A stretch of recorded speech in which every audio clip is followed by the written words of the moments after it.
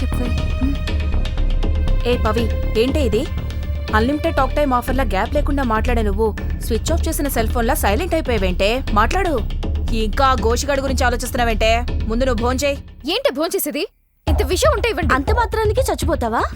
నాకు కాదే, ఆ నా సన్నుగాన్ని చంపడానికి. ఏంటి ఎమోషన్లో బూతులు మాట్లాడుతున్నావు? విషయం కాస్త పర్సనల్ గా తీసుకున్నట్టున్నా? పర్సనల్ గా తీసుకోవడం ఏంటి? పిచ్చి నా కొండేగాడు. అసలు ఎంత చెత్తగా మాట్లాడాడు.